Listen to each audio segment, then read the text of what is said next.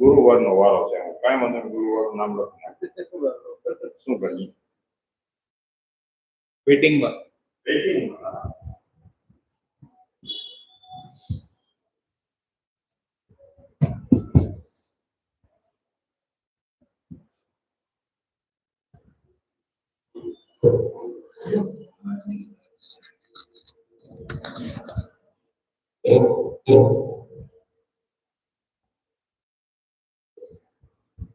यन्तः प्रवेश्य मम वाचमिमां प्रसूक्तां सञ्जीवयत्यखिल शक्तिधरः स्वधाम्ना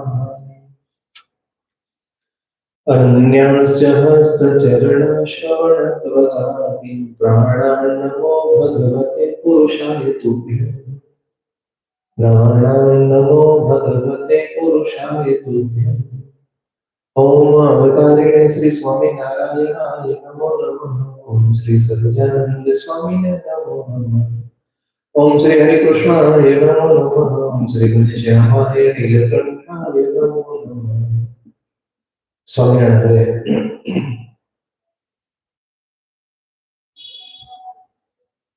ગઈકાલે આપણે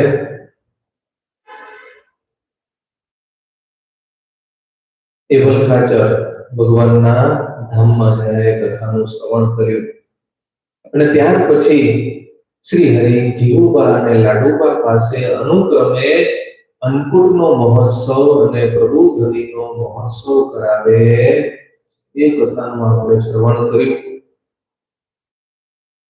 સદગુરુ ચૈતન્યાનંદ સ્વામી કહે છે કે ઉત્તરાદા 12 નો ઓસરી સાથેનો વાસુદેવ નારાયણનો નવો ઓરડો ત્યાર પછી તૈયાર થઈ ગયો. મહારાજે સર્વ સંતો હરિભક્તોને બોલાવ્યા અને એ નવા વાસુદેવ નારાયણના ઓરડામાં વાસુદેવ નારાયણની મૂર્તિ પ્રતિષ્ઠાનો વિચાર કર્યો.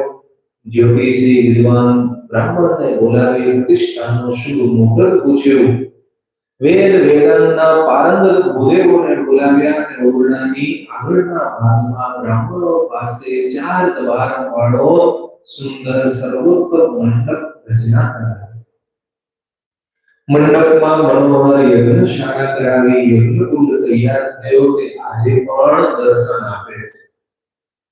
બ્રાહ્મણો પાસે વિધિ પ્રમાણે યજ્ઞમાં આહુતિ અપાવી અને ઓરડામાં પાછળની કચીકમાં ઉત્તર તરફ દ્વાર વાળો જે કૂવો છે તેમાં પણ વાસુદેવ નારાયણની મૂર્તિની પ્રાણ પ્રતિષ્ઠા કરી અનેક પ્રકારના વાજિંત્રો વાગ્યા મહાન ઉત્સવ ઉજવ્યો.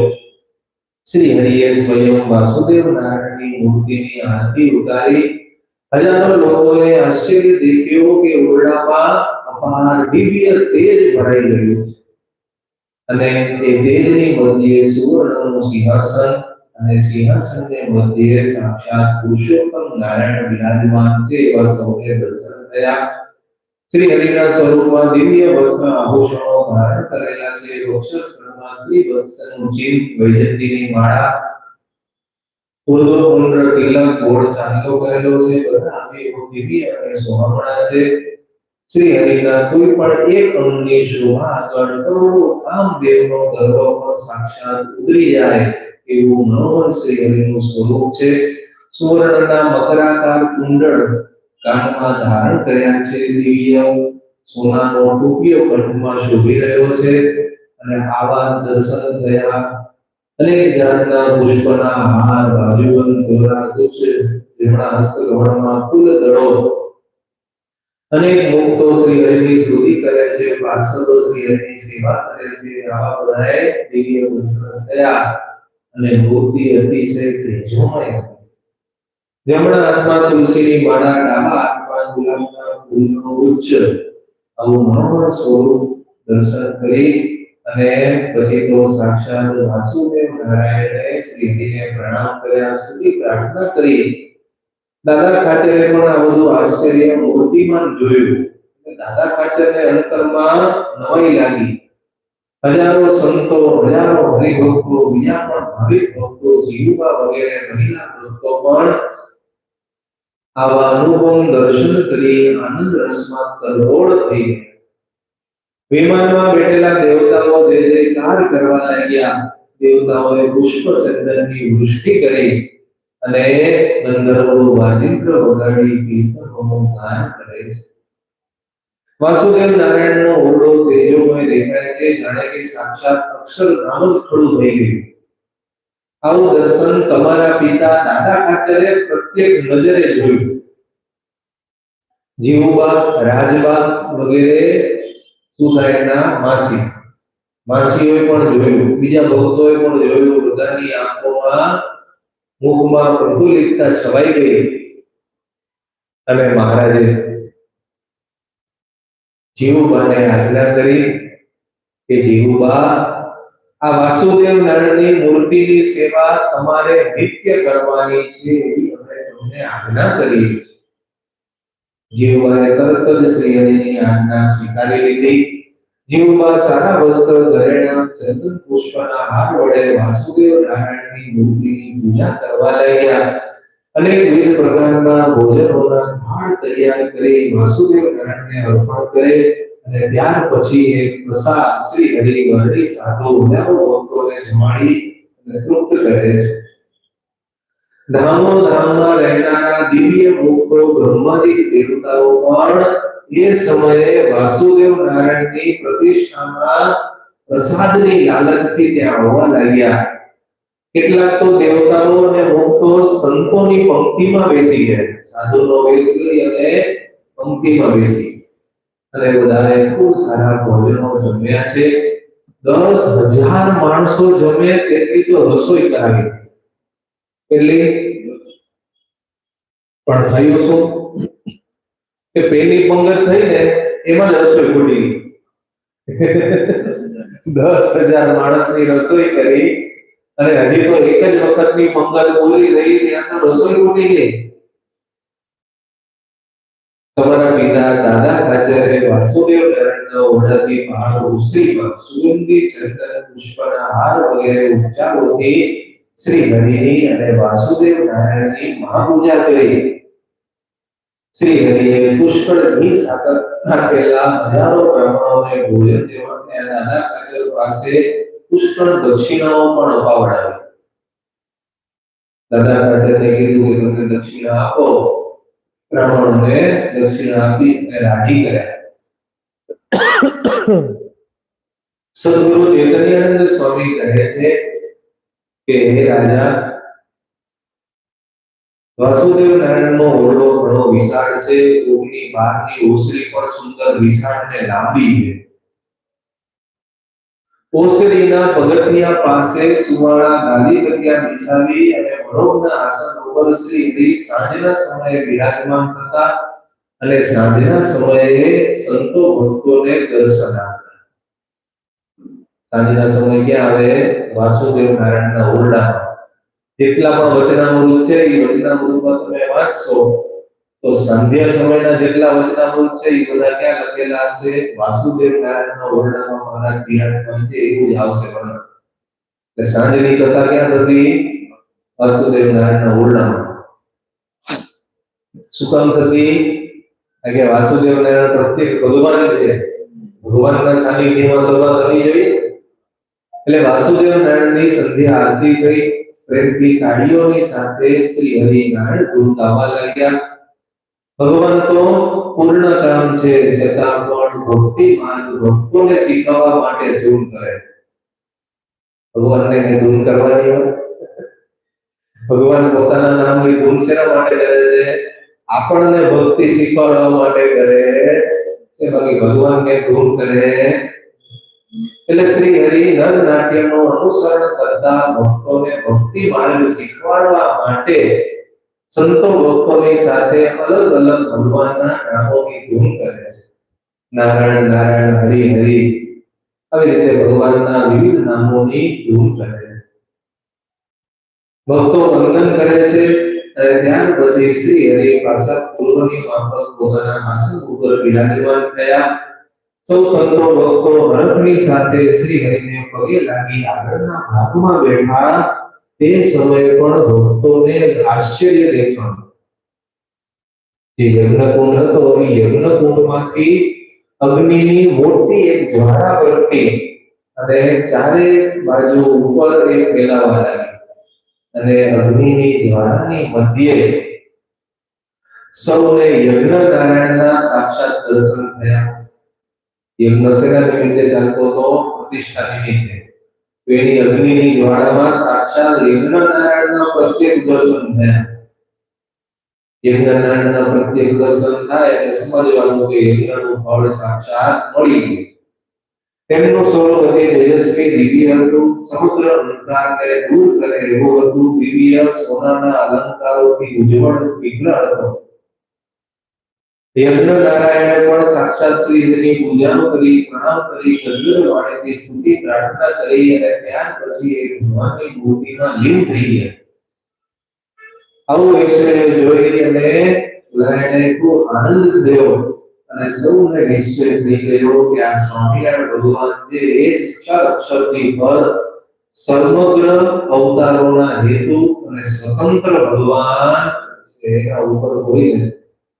શ્રી હરિ કે વાસુદેવ નારાયણના ઓરડાની આગળ પગથિયા પાસેના ખંડમાં ગાદી તકીએ યુક્ત બિછાવેલા આસન ઉપર બિરાજમાન થયા અને એક વખત ધનતેરસનો દિવસ આવ્યો.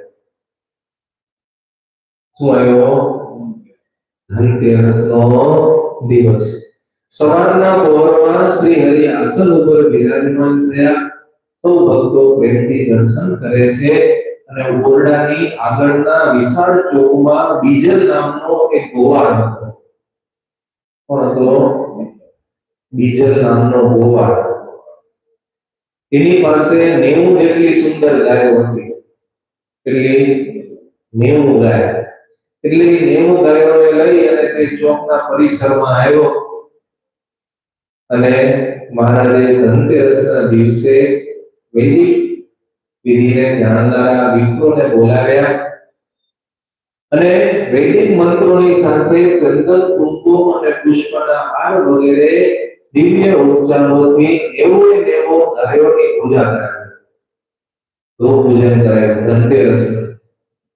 ત્યાં પણ દર્શન કરનારાઓને આશ્ચર્ય થાય એવું શ્રી હરિએ ઐશ્વર્ય દેખાડ્યું. ગાય જેટલી હતી તેટલી જ મન તથા આંખોને આનંદ આપનારી તેજસ્વી મૂર્તિઓ શ્રી હરિએ ધારણ કરી. મહારાજે જેટલી ગાયો હતી એટલી પોતાની મૂર્તિ ધારણ કરી. એટલે 90 સ્વરૂપ ભગવાને એક સાથે ધારણ કર્યા અને એક મૂર્તિ એક ગાય પાસે ઉભેલી છે. આવું બધાને પ્રત્યક્ષ દેખાણું. એક ગાયની પાસે એક ભગવાનનું સ્વરૂપ પ્રત્યેક ઊભું છે એવું બધાને દર્શન થયું. અને પ્રત્યેક મૂર્તિના હાથમાં છડી મોર પીંછનો મુગટ ધારણ કર્યો છે. હાથમાં વાંસળી, પાકા ગિલોડા જેવા ધનુષ, સ્વરગ્રામ મૂર્છનાના વિવેક સાથે મૂર્તિ આ વાંસળી વગાડે છે. ડાબી બાજુ રાધિકાજી ઉભા છે. એમણે પણ દિવ્ય વસ્ત્ર આભૂષણો ધારણ કર્યા છે. ભૃગુની ચંચળ સર્વોત્તમ મૃદુ હાસ્ય અને આવી રીતે લાડુબાને આ રીતની મૂર્તિઓના દર્શન થયા અને તરત જ એમણે જઈ અને જીવબા, રાજબા વગેરે મહિલા ભક્તોને આ દર્શનની વાત કરી.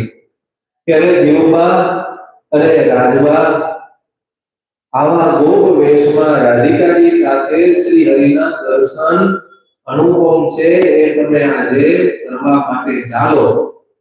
અને પછી તો બધી જ બહેનો લાડુબાની સાથે ક્યાં આવ્યા? જ્યાં ચોકમાં ભગવાને 90 સ્વરૂપ ધારણ કર્યા હતા એ જગ્યાએ આવ્યા. બધા જ મહિલા ભક્તોને દિવ્ય દર્શન થયા. ગોવાળ બીજલને પણ એટલી બધી શ્રી હરિની મૂર્તિઓના દર્શન થયા. એને પણ આશ્ચર્ય થયું. એને સત્સંગી નહોતો, ગોવાળ જ હતો. એને પણ આવા આશ્ચર્યકારી દર્શન થયા. એને પણ અંતરમાં આનંદ થયો અને શ્રી હરિએ આવી રીતે અનેક સ્વરૂપ ધારણ કરી અને દર્શન આપ્યા. અને બીજું પરમહંસાનંદ નામના એક સંત હતા. એમને પણ આ દિવ્ય દર્શન થયા. તો ધન થયા. કોને કોને થયા? એક બીજા ગોવાળ, પછી સાંજોની બહેનો અને આ પરમહંસાનંદ સ્વામી એક જ સાધુના. બાકી કોઈને ત્યાં હાલો હાલો. પરમહંસાનંદ સ્વામી આટલા જ ને જ દર્શન થયા અને બધાએ પછી શ્રી હરિને વંદના કરી. ગોપ વેશધારી બધા જ સ્વરૂપો પૂર્વકની રીતે ભગવાનના સ્વરૂપમાં લીન થઈ ગયા અને ત્યાર પછી ઓરડાની ઓસરીના ઊંચા વચલા ખંડમાં શ્રી હરિ વારંવાર બિરાજમાન થતા હતા. એક સમયે વિશે શ્રી હરિ કિનખાબના ગાદી તકિયા બિછાવેલા પલંગ ઉપર બિરાજમાન થયા. શ્વેત વસ્ત્ર ધારણ કર્યા છે. દયાદ્ર દ્રષ્ટિથી સૌ સંતો ભક્તોની સામુ શ્રી હરિ જોઈ રહ્યા છે અને મોટેરા મોટેરા સંતો આગળ આવી અને બેઠા. અને એ સમયે મહારાજ મંગલમય શુદ્ધ પરબ્રહ્મના સ્વરૂપનું શાસ્ત્ર પ્રમાણે નિરૂપણ કરી અને ભગવાનના સ્વરૂપનો નિશ્ચય કરાવતા. શાસ્ત્રમાં ભગવાનનું કેવી રીતે વર્ણન કરેલું છે એ પ્રમાણે વાતો સત્સંગની કરી અને બ્રહ્મરસની હેલી વરસાવતા. હવે અચાનક જ તે સમયે ઉત્તર દિશામાંથી એક મોટો શ્વેત તેજનો ઘોડો ઉતર્યો અને ઓસરીના પગથિયામાં આવી અને સ્થિર થઈ ગયો. કેમ આવું કરકર અવાજ કેમ આવે? પ્રોબ્લેમ છે એટલે હે એટલે આમાં એ પ્રોબ્લેમ થાય છે. સૌ ભક્તોએ જોયેલા તેજમાં એક હંસને દેખ્યો અને હંસના ઉપર સાક્ષાત બ્રહ્માજી દિવ્ય વસ્ત્ર અલંકારોને ધારણ કરેલા હતા તેના દર્શન થયા. હંસ ઉપર બેઠેલા પવિત્ર વ્રતવાળા સાવિત્રી દેવીના પણ સૌને દર્શન થયા. તેમનું પણ સ્વરૂપ દિવ્ય હતું. એમણે પણ દિવ્ય વસ્ત્ર આભૂષણો ધારણ કરેલા. હાથમાં પૂજાનું પાત્ર છે અને બ્રહ્માજીએ પત્નીએ સહિત હંસ ઉપરથી પોતાના વાહન ઉપરથી નીચે ઉતરી શ્રી હરિની પાસે આવી અને શું કર્યું? સાષ્ટાંગ દંડવત પ્રણામ કર્યા. કેસર, કસ્તુરી, અગર, ચંદન, કુમકુમ, અક્ષત, પુષ્પના હાર વગેરે વડે ભગવાનની પૂજા કરી. બક્ષી ભોજ્ય, લેહ્ય, ચોષ્ય આ 4 પ્રકારના ભોજનનો થાળ શ્રી હરિને અર્પણ કર્યો અને મનમાં વિચાર કરે છે કે આપણા મોટા ભાગ્ય કે આજે સાક્ષાત ભગવાનની સેવાનો આપણને લાભ મળ્યો. બ્રહ્માજીએ પોતાના 4 મુખ વડે ગદગદ કંઠે શાસ્ત્રને અનુરૂપ ભગવાનની સ્તુતિ પ્રાર્થના કરી અને પછી પાછો એ તેજનો ઘોડો હતો એ બધી જ દિશાઓમાં અજવાળો પ્રસરાવી અને ઉત્તર દિશામાં ચાલી ગયો. ભક્તોને આશ્ચર્ય થયું. એટલે બ્રહ્માનંદ સ્વામીને કુતૂહલ થતા એમણે મહારાજને પ્રશ્ન પૂછ્યો કે મહારાજ આ ઘોડામાંથી પ્રગટ થયેલા પુરુષ અહીંયા આવ્યા એ કોણ હતા? એ સમજાણું નથી. અમે આપના આશ્રિત છીએ એટલે અમને એ આપ જણાવો. આપ તો સર્વદ્રષ્ટા છો. મહારાજ કહે છે કે એ કોઈ સામાન્ય પુરુષ નહોતા પણ સાક્ષાત બ્રહ્માંડના સ્રષ્ટા બ્રહ્માજી હતા. ફરી પૂજા કરી, પ્રસાદીનો અન્ન જમ્યા, સ્તુતિ કરી અને કહ્યું કે આપના આજે દર્શન પ્રત્યક્ષ થવાથી હું કૃતકૃત્ય થઈ ગયો છું અને મારા દર્શનમાં આનંદ રસથી તરબોળ થઈ ગયેલા. સાષ્ટાંગ દંડવત પ્રણામ કરી, સ્તુતિ પ્રાર્થના કરી, મારી આજ્ઞા લઈ અને પાછા પોતાના લોકમાં જતા રહ્યા છે. બ્રહ્માજીનો કયો લોક છે? સત્યલોક. તો આવી રીતે ભગવાનની વાત અત્યંત શુભ હતી અને ભગવાનનું ચરિત્ર સંસાર રૂપી સર્પના ઝેરની પીડાને ટાળનારું છે. ભગવાનનું ચરિત્ર કેવું છે? સંસાર રૂપી સર્પના ઝેરની પીડાને ટાળનારું છે અને આ ચરિત્ર જોઈ અને સભામાં બેઠેલા સર્વ સંતો ભક્તો રાજી થઈ ગયા અને સાષ્ટાંગ દંડવત પ્રણામ શ્રી હરિને કરવા લાગ્યા. ભગવાન તો કેવા મોટા છે કે બ્રહ્માજી પણ સભામાં આવી અને ભગવાનની સ્તુતિ પ્રાર્થના કરે. ત્યાર પછી ચૈતન્યાનંદ સ્વામી કહે છે કે શ્રી હરિએ શિલ્પી નારાયણજીભાઈ સુથાર પાસે ગોપીનાથજી મહારાજની મૂર્તિ તૈયાર કરાવી. ઊંચાઈ કેટલી રાખી? ગોપીનાથજી મહારાજની મૂર્તિની ઊંચાઈ કેટલી છે? 64.64 કસું. કેટલી? 64 એટલે મહારાજે પોતાની જેટલી હાઈટ હતી એ જ પ્રમાણેની મૂર્તિ નારાયણજી સુથાર પાસે ગોપીનાથજી મહારાજની તૈયાર કરાવી અને સાથે સાથે પોતાના સ્વરૂપમાં જે કંઈ પણ ચિહ્નો છે, તિલ છે, એ પ્રમાણેના અવયવો પણ કરાયા.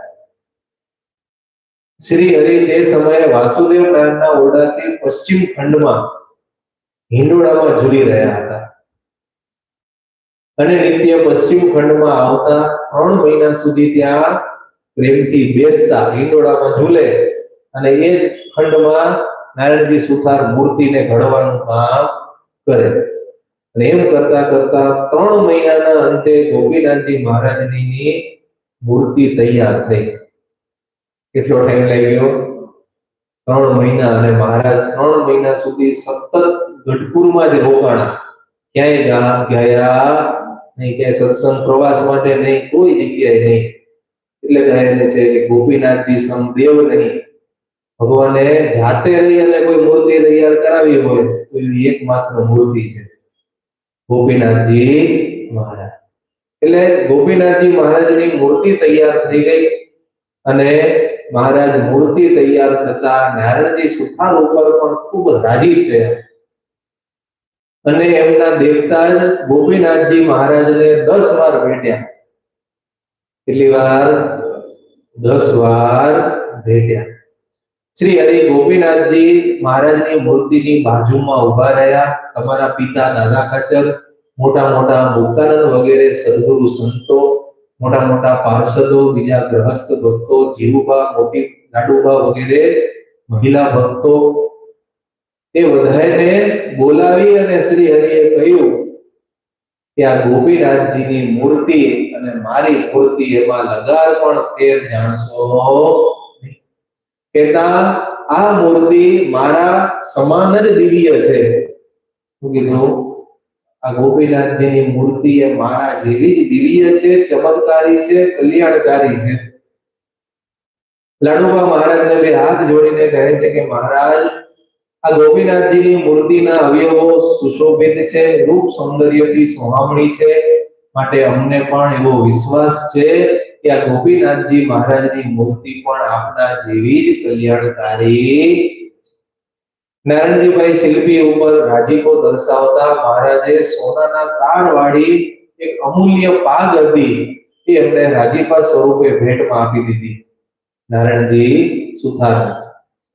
તે સિવાય કિંખાબનો જામો, સુરવાળ, કમરે બાંધવાનો ખેસ, આ બધું જ હતું ને, બધું જ મહારાજે રાજીપા સ્વરૂપે નારાયણજીભાઈને આપી દીધું.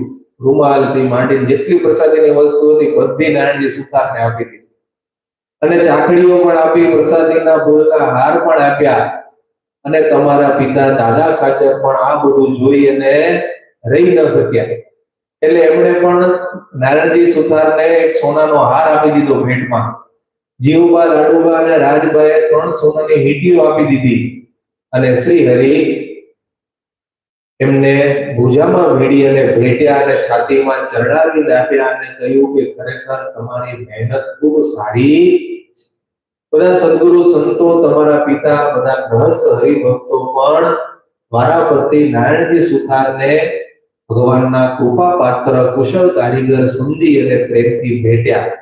ભગવાનના ભક્ત તો હતા જ, પણ શિલ્પકાર પણ ખૂબ ઉત્તમ હતા, એટલે એમને બધા ભક્તો પણ ભેટ્યા. નારાયણજી સુથારે શ્રી હરિની પૂજા કરી, આરતી કરી અને વાસુદેવ નારાયણના ઓરડાથી પૂર્વ તરફના ખંડમાં બપોરના સમયે શ્રી હરિ વર્ષો સુધી શયન કરવા માટે પધારતા.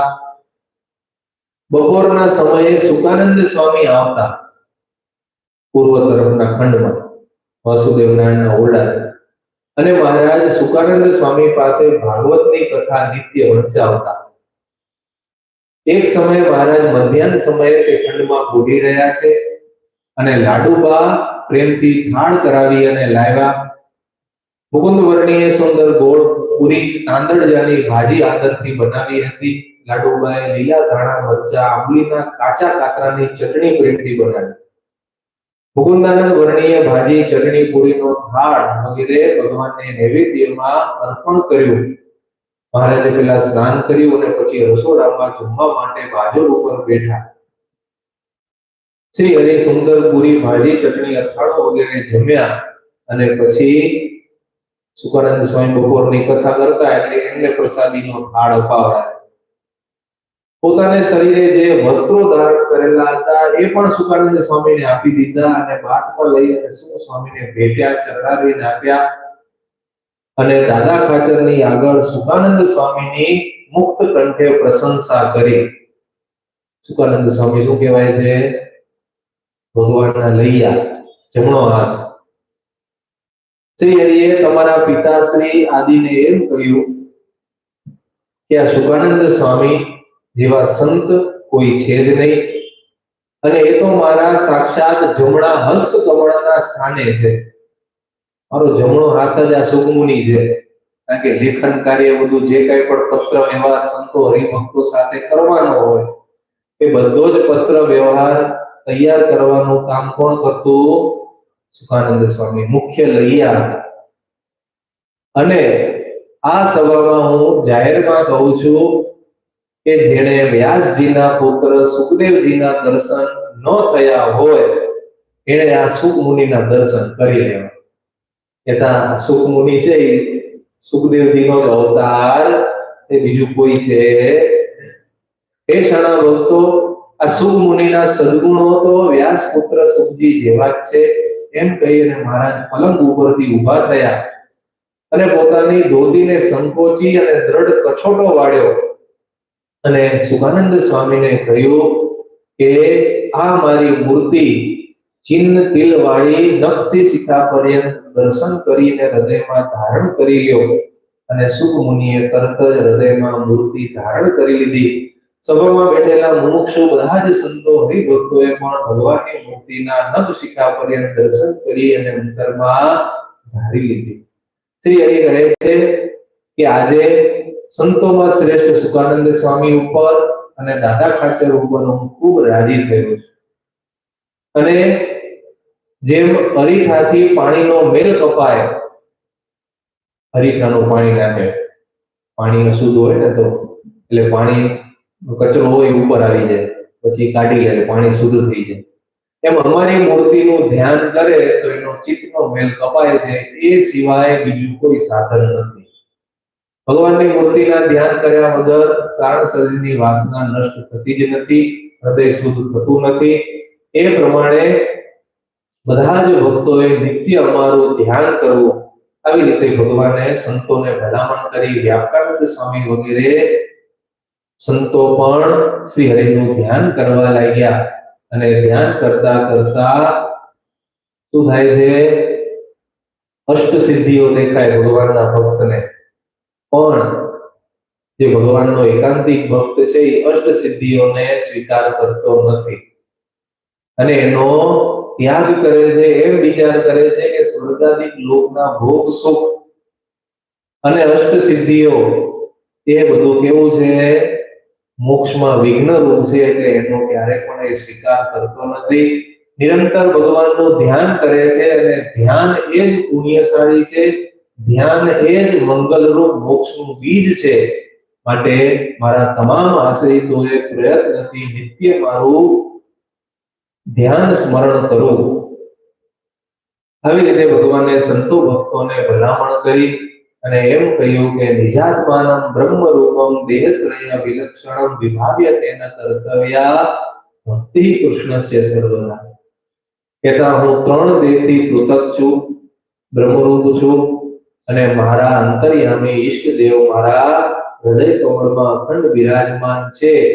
આવો તત્વજ્ઞાની ભક્ત નિરંતર પ્રેમથી મારું ધ્યાન સ્મરણ કરે છે અને એવા ભક્તને જ ધ્યેય સ્વરૂપ પરમાત્માની પ્રાપ્તિ થાય છે.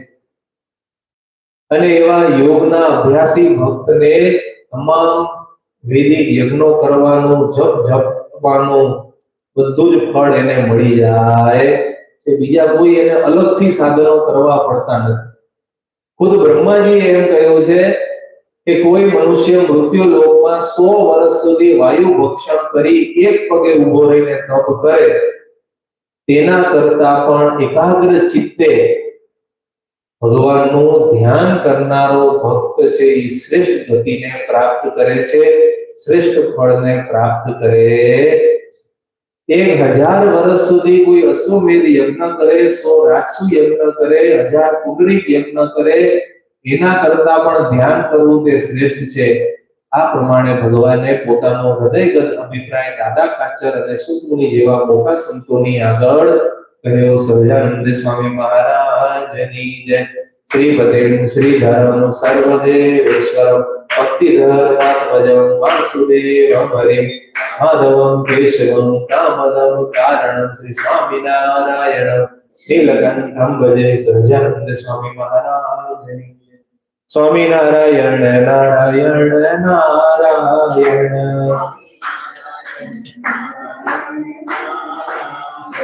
સ્વામિનારાયણ નારાયણ નારાયણ।